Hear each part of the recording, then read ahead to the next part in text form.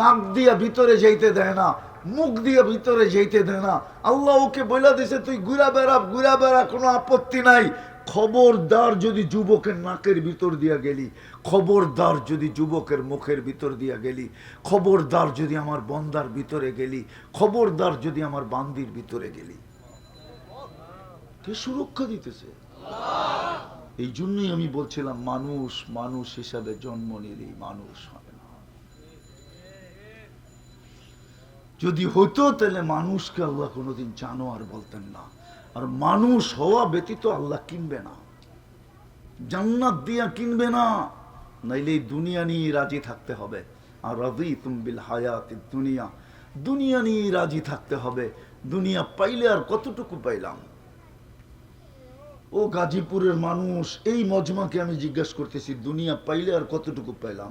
গাজীপুরটা তো গুলশান না, গাজীপুরটা তো বনানী না, গাজীপুরটা তো ধানমন্ডি না, গাজীপুরটা তো উত্তরা না, গাজীপুরটা তো বসুন্ধরা না, গাজীপুরটা তো বাড়িধরা না।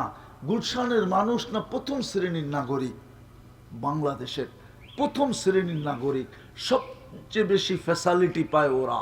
ওদের নাম শুনলে, গুলশান বললে প্রশাসনের লোক পর্যন্ত তাকাইতে হিসাব করে তাকায় যে একটু উল্টা যদি তাকায় ফেললাম, হইতে পারে আমাকে এইখান থেকে বান্দরবনে পাঠায় দিব।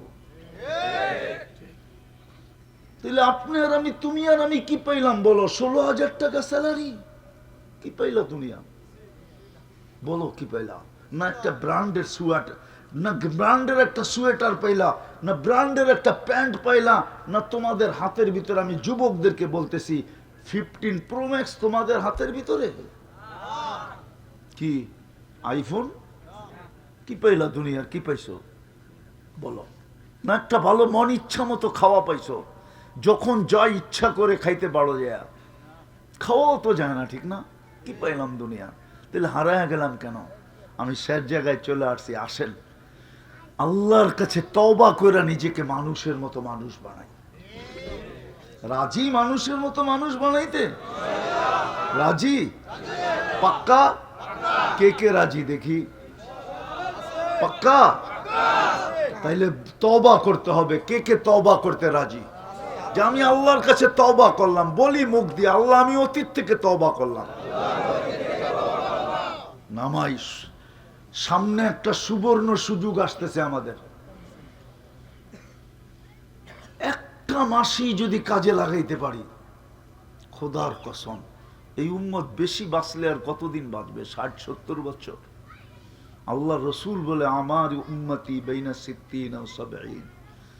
60 তো আমার হয়েই গেছে, এখন যদি বাইচেও থাকি তো এটা বোনাস। আল্লাহ রসুল বলছে 60 অথবা 70, এর চেয়ে বেশি যারা বাঁচবে তাদেরকে হাতের করে গোনা যাবে। কয়দিন থাকবো? 60-70 বছর। সামনে একটা সুযোগ আসতেছে, বেশি করতে হবে না এই উম্মতকে।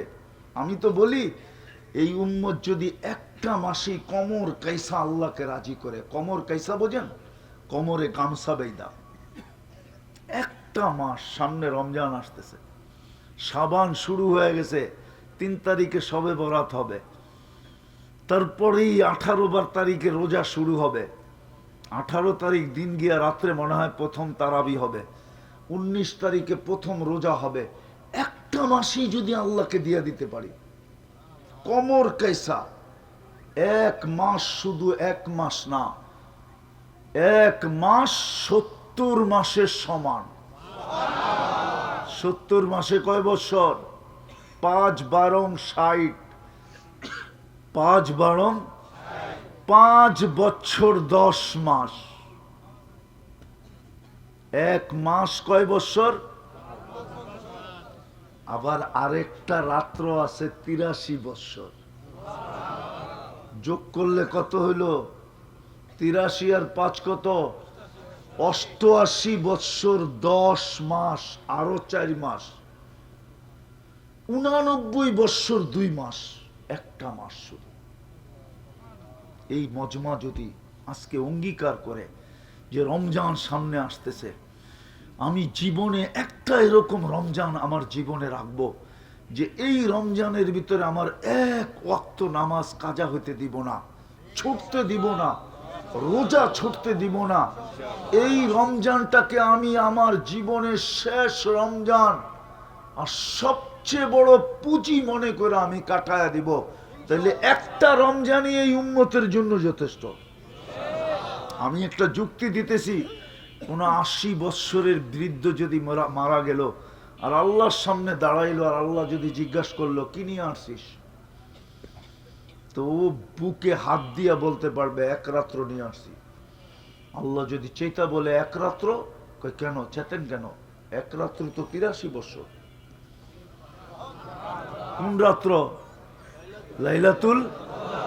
আমি ছিলাম 80 বছর, 80 বছর থেকে 80 বাদ দিয়া দেন, তারপরে তো আমি আপনার কাছে পাও না, আপনি আমার কাছে পাবেন কোত্থেকা? এই যুক্তি তো সে দাঁড় করাইতে পারে না? পারে না? কি যুক্তিটা বুঝে আসলো না? হ্যাঁ, সামনেই রমজান রয়ে গেছে, নিজেকে প্রস্তুতি নেওয়া যায়। নিজেকে বানাই বানাই জান্নাত দিয়া কিনবে, নাইলে আফসোস করতে হবে, বড় আফসোস করতে হবে। কোরআনে আফসোস লেখা আছে, কোনো কাজে দিবে না। মাই যখন সন্তানের দিকে তাকানোর সুযোগ পাবে না, বাবাই যখন সন্তানের দিকে তাকানোর সুযোগ পাবে না, তো আর কে আমার দিকে তাকানোর সুযোগ পাবে? কোরআন তো বলে লিকুল্লি মরিইম মিনহুম শানুন ইউগনি, আমরা কিয়ামতের মাঠে এরকম ব্যস্ত বানায় দিব যে কেউ কারো দিকে তাকানোর সুযোগ হবে না। আমরা তো ওই দিনের অপেক্ষায় আছি, আল্লাহ যদি নিয়ে যায়। জান্নাতের সবচেয়ে মজার বিনোদন কি জানেন? বলবো? বিনোদন বোঝেন? বিনোদন, হ্যাঁ, আমার প্রত্যেকের সময় দুনিয়াতে কিছু প্রসিদ্ধ সেলিব্রিটি থাকে, ঠিক না? থাকে না? ব্যক্তিত্ব থাকে না? মানুষ থাকে না? তো জান্নাতীদের সবচেয়ে বড় বিনোদন হবে, ওর মনে উঠবে আমাদের এলাকায় না ওই লোকটা ছিল, কোথায় উনি? যদি জান্নাতে হয়তো সামনে চলে আসবে, প্রজেক্টরের সামনে চলে আসবে, কথা হবে যে আমি জান্নাতে আছি। একজন আরেকজনের জান্নাতে দেখাবে, আর আল্লাহ না করুক, আল্লাহ না করুক, আল্লাহ না করুক।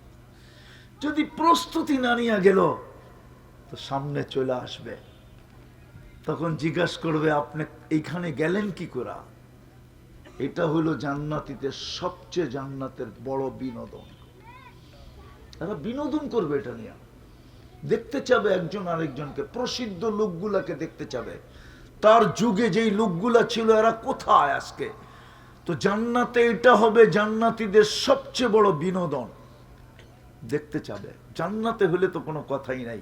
আর আল্লাহ না করুক, আল্লাহ না করুক, যদি জাহান্নামে হয় তো কোরআন তার চিত্র তুলে দিছে, মা সালাকাকুম ফি সাকার। বড় ব্যক্তিত্বের মালিক ছিলেন, আপনি এখানে পৌঁছলেন কি করে? জন্ম তো মুসলমানের ঘরেই ছিল, উম্মতে মুহাম্মদী তো ছিলেন। তখন প্রতি উত্তরে বলবেন লাম নাকু মিনাল মুসাল্লিন ওয়া লাম নাকু নুতইমুল মিসকিন। নামাজ পড়তাম না আল্লাহ ডাকা সত্ত্বেও। আর দ্বিতীয় দ্বিতীয় দ্বিতীয় দ্বিতীয় দ্বিতীয় এটার একটা তর্জমা আমি করি যে গরিবদেরকে দেখতে পারতাম না, বরং ওদেরকে পাইতে দেরি, চুষতে দেরি করতাম না। চুষতে, গরিবদেরকে আমরা চুষা খাইতে দ্বিধা করতাম না, গরিবদেরকে চুষা খাইতো। এই জন্য পায়ে হাত দিয়ে বলি, তওবা যখন করছেন সামনে একটা সুযোগ আসতেছে, রমজান। আল্লাহ রসুল দোয়াও শিখাইয়া দিছিলেন, বারিক লানা ফি রাজাবা শাবান। এই 2 মাসের ভিতরে দোয়া শিখাইছিলেন, আল্লাহ বরকত দেন, রমজান পর্যন্ত আমাদেরকে পৌঁছার তৌফিক দেন, কমসে কম যেন রান আউট থেকে বেঁচে যেতে পারি। রান আউট বোঝেন কি? কি রান আউটের নিয়ম জানো? রান আউটের নিয়ম হলো দৌড়াইতে দৌড়াইতে যদি আমি নাও পৌঁছতে পারি, যদি শুয়া হইল ব্যাডের দাগ আগাটা যদি দাগের ভিতরে ঢুকায় দেওয়া যায়, তাইলেও রান আউট থেকে বেঁচা যাবে। আল্লাহ রসুল দোয়া শিখাইছে, আল্লাহ আমাদেরকে রজব আর শাবানে বরকত দেন, কমসে কম রমজানের সীমানার ভিতরে পাও রাখার তৌফিক দেন, যেন আমি পাও রাইখা রান আউট থেকে বেঁচে যাই। কেননা যে রমজানের সীমানায় পা রাইখাও মরবে, সেও বিরাট বড় পুরস্কারের অধিকারী হয়ে মরবে, বিরাট বড় পুরস্কার পাবে। এই জন্য ইনশাআল্লাহ করবো তো, পাক্কা।